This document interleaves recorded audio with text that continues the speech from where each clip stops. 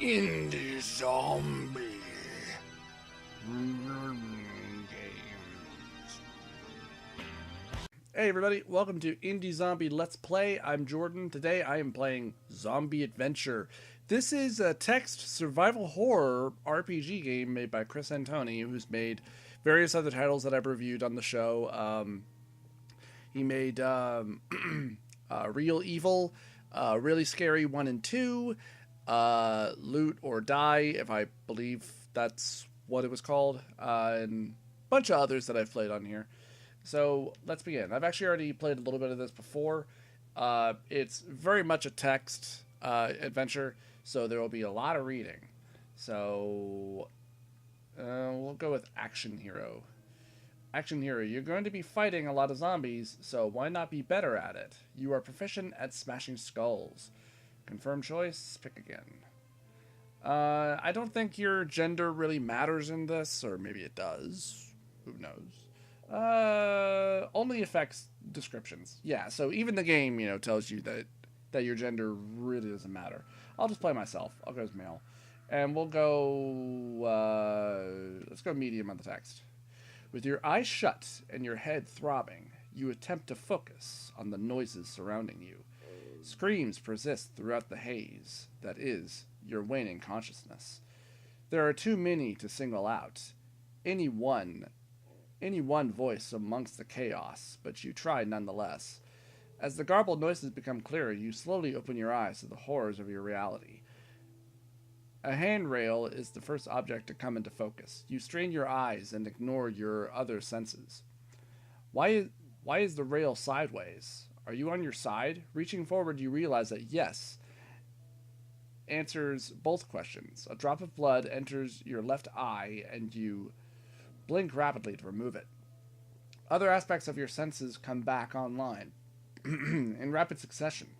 The stench of burning oil, the smooth surface of a cracked plastic window pressing on the side of your head, the taste of blood in your mouth, the flashing of white emergency lights occasionally improving the darkness of light, the screams which now appear to be originating from dozens of voices all around the outside of the overturned bus.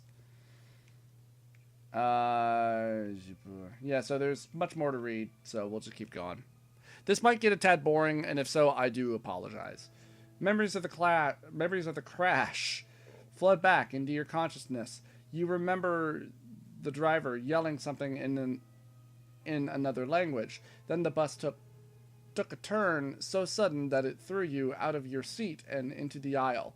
After that point, your memories are non-existent, and judging by your aching headache, you must hit the ground pretty hard. X on decide what to do. Call your dad. Check yourself for injuries. Look around the bus. Check ourselves for injuries first. A throbbing pain emits from the right side of your forehead about every other second. At the center is a small gash that appears to have recently stopped bleeding. Bruises cover your left wrist, probably from attempting to catch yourself during the crash. Amazingly, nothing feels broken, except maybe a few of your ribs. You're lucky to be alive. That should be one word. And hope there's no internal bleeding. Continue. Starting as a murmur but gradually increasing in volume, you hear a low-pitched moaning sound. The ground separated from your head by a mere inch of plastic seems to vibrate ever so slightly as the moan grows in strength. You've never experienced anything like it, and you don't want to wait around to see what's making such a terrifying noise. Alright. Let's try to stand up. Steadying yourself with your right arm against the nearest sideways seat cushion. I should have turned up the text speed. Managed to raise half your body up to a sitting position. A grunt, a curse, another grunt, and you're standing in the middle of the tip bus. Your eyes catch movement outside the front window of the bus that immediately steals your breath. The shambling chaos of a packed zombie horde is making its way towards you. With a surge of adrenaline, you make your way towards the rear of the bus. Relieved to find the emergency exit window clear of debris. The shoulder-high sideways passage to freedom takes a few tries to get through, but eventually you manage it. There's no motivation quite like the threat of being mauled to death. Even still, you take your time to half run through the darkened street, making as little noise as possible along the way. Yours wasn't the only vehicle to crash. 2 more cars appear to have sideswiped each other and ended up in the ditch, not 50 feet far from the bus. If only you could remember why you were traveling in what appears to be a decent-sized convoy, judging by the dozens of leading away from the accident. Let's investigate the other cars. Maybe we can find some stuff. You make your way over to the 2 crashed cars. One is flipped over. There we go. You make your way over to the 2 crashed cars. One is flipped over and is a total wreck. With large amounts of blood and oil mixing around the base, the other car is at least upright, but most of it is crushed and inaccessible.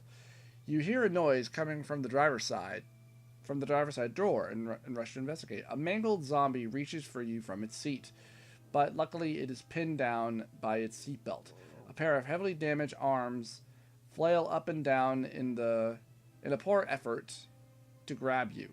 The sight is almost pathetic, but not enough to make you feel sorry for the trapped creature. You're about to leave the zombie to its fate when you notice a gun strapped to its chest. Fight for the gun. Attack. You attack with fists. You hit the zombie. The zombie reaches out for you. Does 5 damage. Attack. And you're dead, bitch. Having killed the zombie, you reach into its chest holster and pull out a tricked out 9mm handgun. Checking your surroundings for zombies reveals that a large group is starting to make its way from the bus to your position. Gun in hand, you head back to the road. As you follow the car tracks along the debris-strewn road, it isn't hard to figure out what's caused the crash.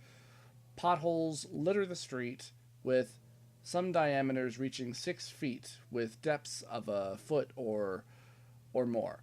Everything just gets worse in the apocalypse. A local government agency's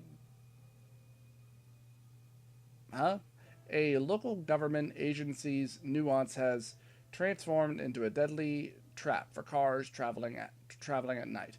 Pre-apocalypse, a pothole might ruin your alignment and cost you $1,000, but the size of these apocalyptic ones did far more damage. Sorry, I'm slightly sleepy right now.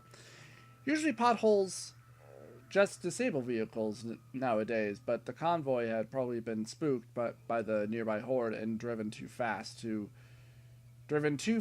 over the devilish holes. As you walk, you literally come to a crossroads. The tracks head east to the horizon. To the west is the entrance to a small town. Finally, to the north, you see the remains of burned out cars. Probably from an incident when this nightmare first began. How long's it been? It's been about 9 minutes. We'll keep going. East, follow car tracks. West. Is there a way? I can't go back. That's kind of shitty. Let's go to the town. As you make your way down the main street, you are amazed by the amount of carnage in the apocalypse. You swear that little leaf tornadoes have been replaced by paper tornadoes, and that grocery bags have replaced the tumbleweeds. Your fixation on the fast-moving paper bag when a bullet shatters the car window next to your head. Your instincts take over, causing you to dive for cover behind the same car. Beneath the car, a pinned zombie is snapping its jaws and reaching towards you. So crawling under the car and hiding is out of the question. You let out a sigh and weigh your options.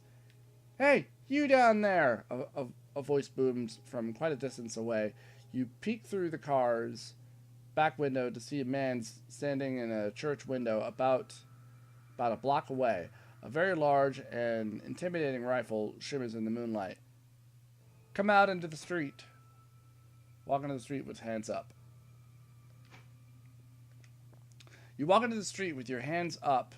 The hair on the back of your neck stand up as you wait for a sharp pain in your head and the cold darkness of death to engulf you. But that doesn't happen. Come to the church. I'll cover you. The voice booms from the church window. A disturbing noise comes from beneath the car. It's the sound of bones snapping and the flesh tearing, followed by half of your zombie friend crawling towards you. A bullet from the church window ends the zombie's short but disgusting journey out from under the car. You run into the church with the sniper picking off any zombies that get too close. But as you approach a small donut shop, the window bursts and a group of undead greet you. The sniper does his best, but one of the zombies dressed in a cop's uniform requires your immediate attention. He was the first to break through the donut shop window, and his arms appear to be badly cut up. As long as you stay away from those nasty chompers, you should be okay. Let's use the gun. You equip the handgun. You can't attack this turn. He bites you, but he misses. Alright, we attack. Missed. Tries to bite you. He missed. I didn't see how much damage that did, so... That really only did like 1 damage? With this, no, he's dead. Okay, with the zombie dead, you make your way to the church. Inside the church, you are greeted by the smiling sniper. Wow, I can't believe you're alive, he exclaims as you enter. Come upstairs, it's safer there.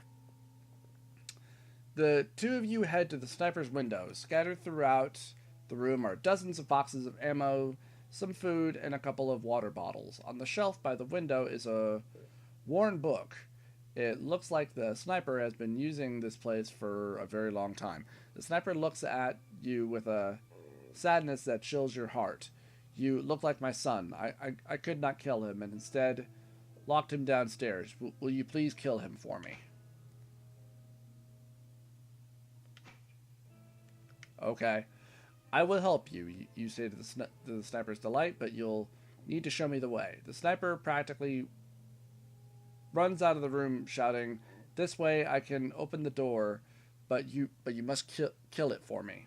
Eventually the sniper stops in front of the door with a chain across it and unlocks it with a key from his pocket and presses open the door. This feels like a trap. No, it's not. Alright, we'll shoot him.